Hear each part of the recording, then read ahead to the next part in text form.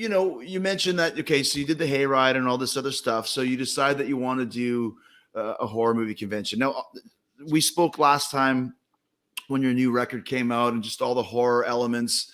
We discussed maybe trying to do something together for one of your videos. Didn't work out, but it will in the future. Very much Ice Nine Kills is a horror movie based band, which kind of ties into all your songs and your gimmick and your stage presentation. And in my opinion, one of the best, most exciting new bands in the world today because of that. So you've always had the horror tie-in. So what made you decide, like, I want to go do my own convention now? Well, thank you so much for saying that, man. I appreciate that.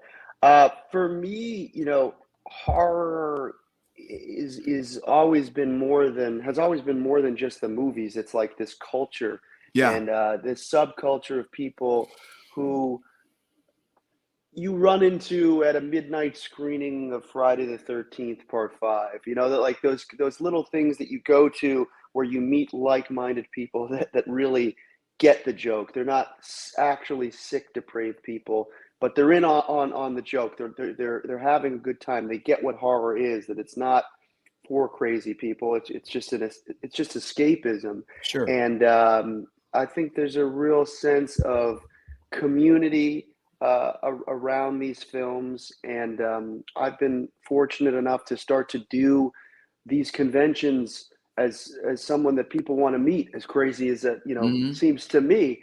I recently hooked up with this guy Sean Clark, who represents a lot of people in the business, everyone from the cast of Scream to Norman Reedus.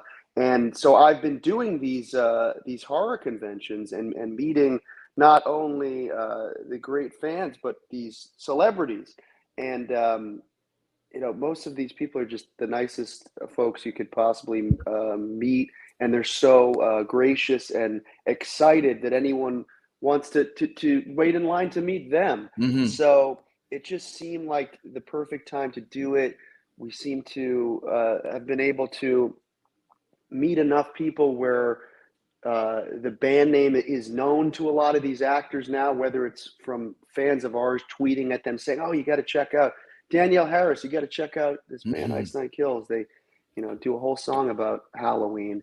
And the last convention that we did really sort of sent it over the edge for me in terms of we got to do this, because we did this Florida one called Spookalla, and we even had a show element to it where we played. And we're playing in this club, and I look up, and James Hugh Courtney, who plays the new Michael Myers there, and Ari Lehman, who played Jason, and we're playing these songs based on the movies and the work that they've done, and just seeing that the connection to them and the connection to the audience, it just seems like the right time for the Silver Scream Con. Okay, so it's the right time. So what do? Location? You got to find a hotel that has done this before. Like, where do you even start? Very good question.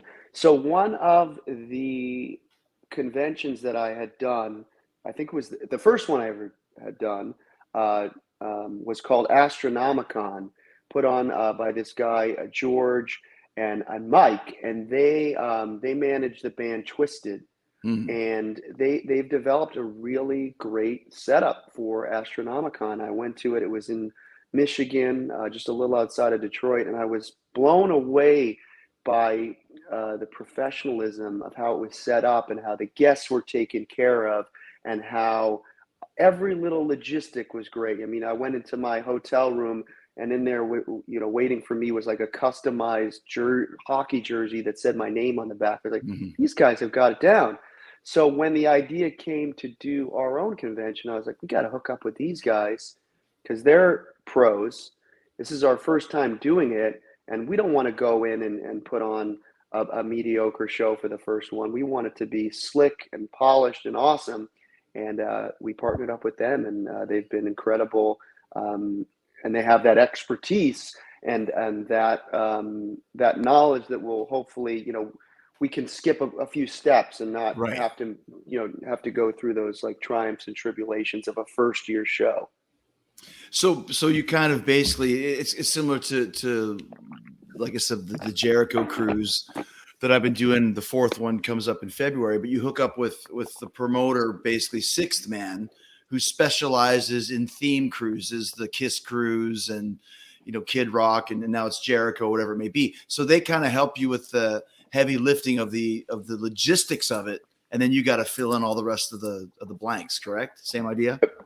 Yeah, pretty much. You know, they've been very hands-on though, and you know, we have a text chain, and we're almost texting.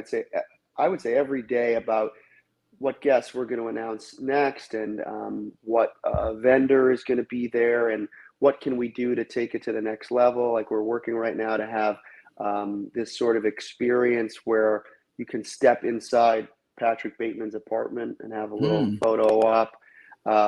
And it's just been really exciting. And we work with, we obviously have a team that we do a ton of our promotional stuff with for the band, with websites and graphic design, and our artist, Mike Cortada. So it was nice to kind of take these people that we work with exclusively on Ice Nine Kills and bring them into the Silver Scream, and really get a polished website down, and really cool video trailers that our guy Beam has put together, and sort of apply everything that we do with Ice Nine Kills just to a different platform. Right. And it's been so much fun, man, and so excited about the guests that we've been able to get so far.